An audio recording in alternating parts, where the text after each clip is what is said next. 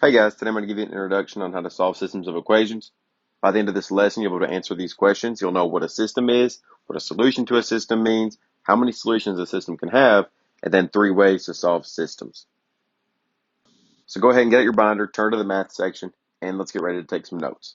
And make sure today you're trying to answer these 4 questions as we go along. Let's jump right into it and answer question number 1. What is a system of equations? So far, we've been able to graph single equations on a coordinate plane. For example, the equation of a tortoise's movement could be graphed here in miles per hour, where the tortoise goes half a mile per hour. And that equation is graphed here. But what you'll notice is that the equation of the hare's movement is graphed on the same coordinate plane. That's a system of equations when we look at more than one equation of a line on a graph. So here in another example, we have a yellow cab versus a blue cab. I can see the number of the cost per mile of the yellow cab. I can also see the cost per mile of the blue cab. And they're both graphed in the same coordinate plane. So since these lines are on the same graph here and here, the advantage of that is that we can compare them. And we can also find a singular point that's going to mean something to us here in a minute. Let's think about our next question. What is the solution to a system of equations? So we know that the system is having 2 lines in one graph, but the solution is going to be that point where they intersect. The solution to a system where they intersect is going to mean something here. It's where the hare catches up to the tortoise. The tortoise had a head start and goes. It's where the hare catches up. For the cost of the cabs here in this example, we can use this graph to make decisions as people may be getting into the cabs as consumers. We can make decisions about how much money we want to spend. For example, if I'm only going 2 miles, I'd want to get in the yellow cab because it's cheaper. But anything after 3 miles, it's going to be beneficial to take the blue cab because this is the point where they cost the same. So we can use this in examples where there's a race here and like where they meet. We can use it in examples here with the cabs for business models and where they cost the same. But you can always just think about it like 2 lightsabers crossing. It's the point where they intersect or the point where they cross is the solution to a system of equations. So the solution to a system is always going to be a single coordinate or a single ordered pair. And you'll have that in the form x comma y because that's how we write points. And that point is what the solution represents. There are 3 ways to solve a system of equations. I'm going to start with graphing. So graphing is always one way to solve a system of equations. Just like we looked at in those 3 examples with the lightsabers, the calves, and the tortoise and the hare. To solve a system of linear equations by graphing, all you need to do is graph both lines and then see where they intersect. That point will be your solution. So let's review how to graph linear equations. So when you graph a line, it's most helpful when you have it in y equals mx plus b or slope-intercept form. When you have it in y equals mx plus b form, the m represents the slope because that's how you move, and the b represents the y-intercept where you begin. For example, in the equation y equals 2x minus 3, x and y stay variables because those are the coordinates on our graph. But these 2 numbers have a special meaning. You always begin with the b, and that is our y-intercept. So -3 is our y-intercept here. So I'm going to plot that point -3 on the y-axis, which remember is the vertical axis, has a little y here. That's our first point. The slope is always the number that's next to our independent variable or our x. That number tells us how to move. So that is our m. Our slope is always going to be written as our rise over run. So it's a fraction and it tells you how many to go up and over. So since this is a constant number 2, it's got an imaginary over 1 underneath of it. So this is like up to over 1 for every point. As you get used to doing that in your head, you won't need to do that drawing thing for the rise over run and then erasing it, but I will for now. It's up to over 1 for every point. So for the next point that I'll plot, I'll go from this one up to and then over 1. And that's a new point.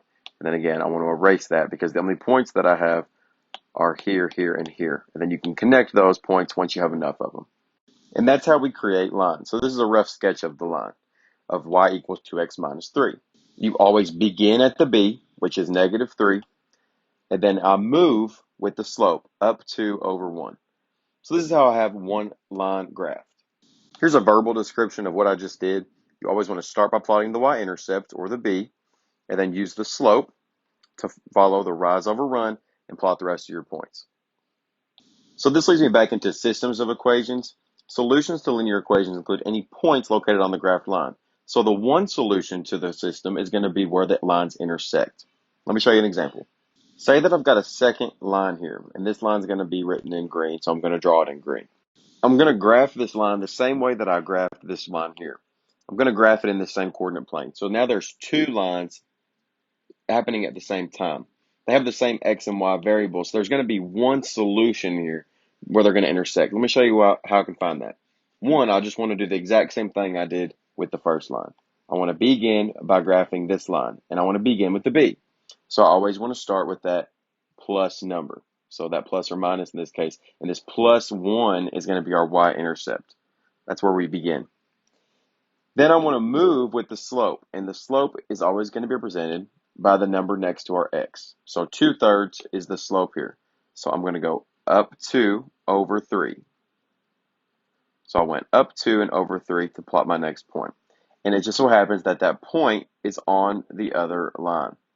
So my line is going to look something like this. And if you notice, I have an intersection point.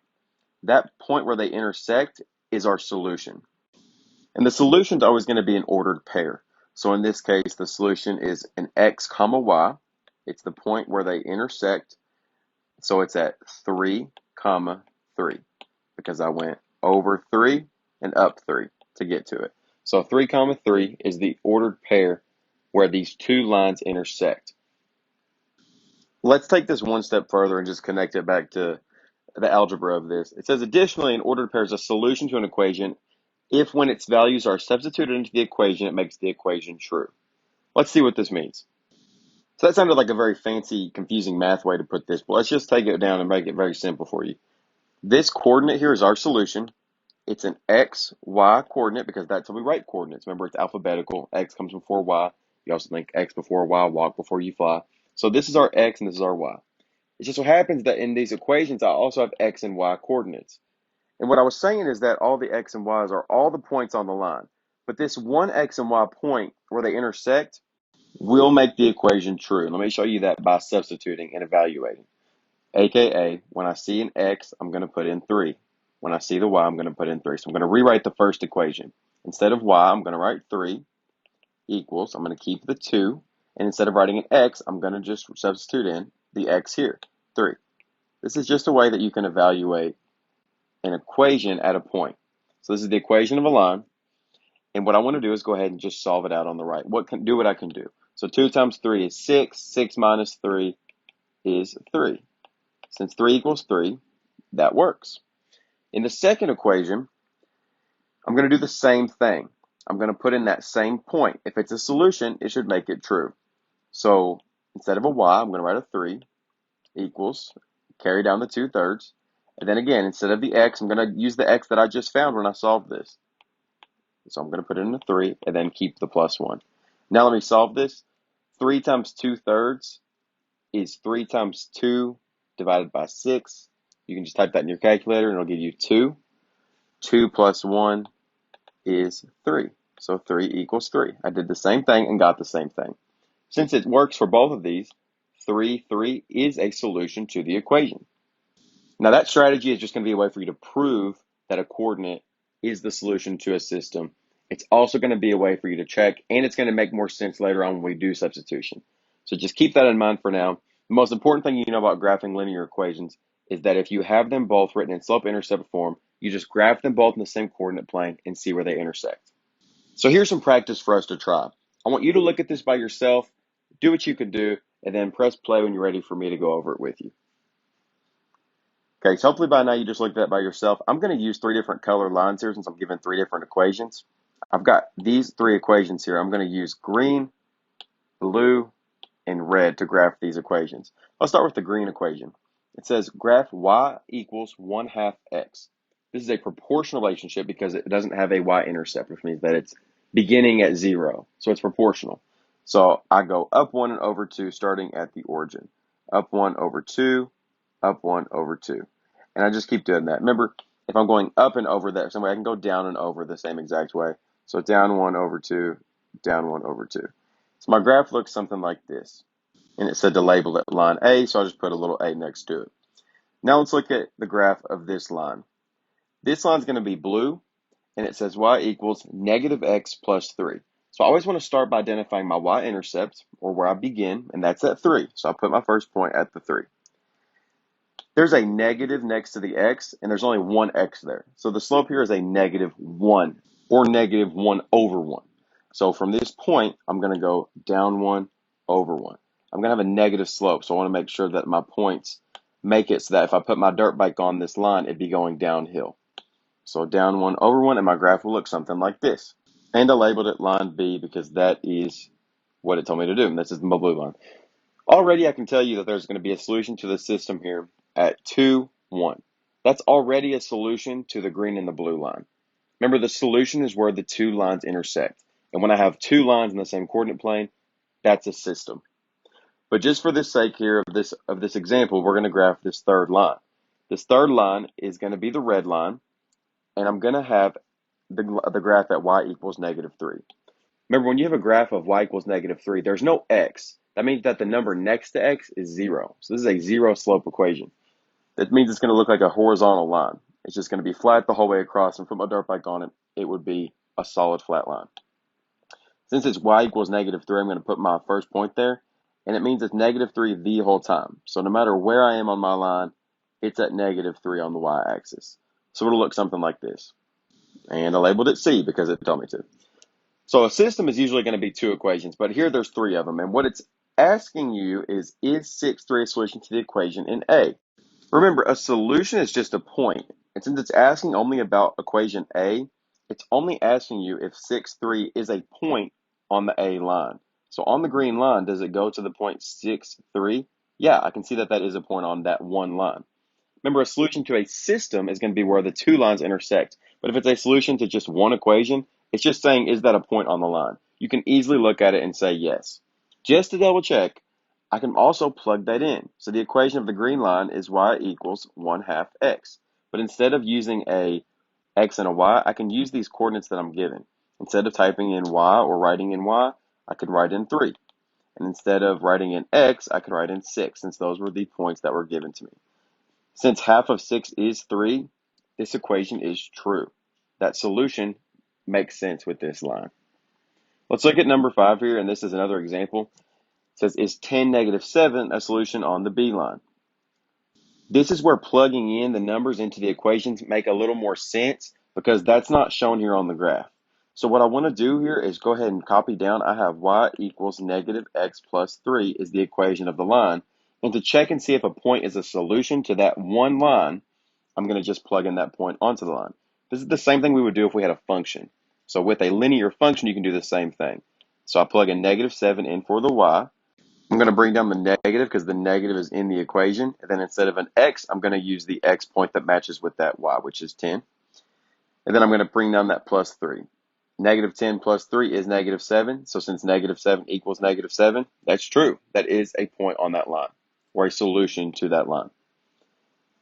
Number 6 is a little bit more open. It says, give a solution to the equation and C that you can see from the graph. So a solution for C could be something like 2, negative 3. I can see that that's a point on there, so I would write that as 2, negative 3. Anything with the y of negative 3 is going to work for that. I'll let you look at number 7 on your own, but I'm going to skip that for now. And I just want to reiterate that solutions to equations of systems here, like we have here, are whenever the two lines intersect. So a solution to one of these equations is going to be, does that point make sense with that? Does that point work for that line? Or is that point on that line? But a solution to a system is going to be where they intersect. So that's a solution, this is a solution, and this is a solution. Anytime that the lines intersect is a solution to the system. So let's answer our last question for today. How many solutions can a system have? Well, we've already looked at examples where we've seen one solution. However, how about this graph where we have two parallel lines? Will they ever intersect because they're parallel? No. So there won't be a xy coordinate point where they intersect. There actually will just be no solution. So far we've looked at examples of lines where you can have one solution, or in this case, no solution. There's also going to be one third option. What if these were the same line? So I've just drawn a green line on top of the blue line.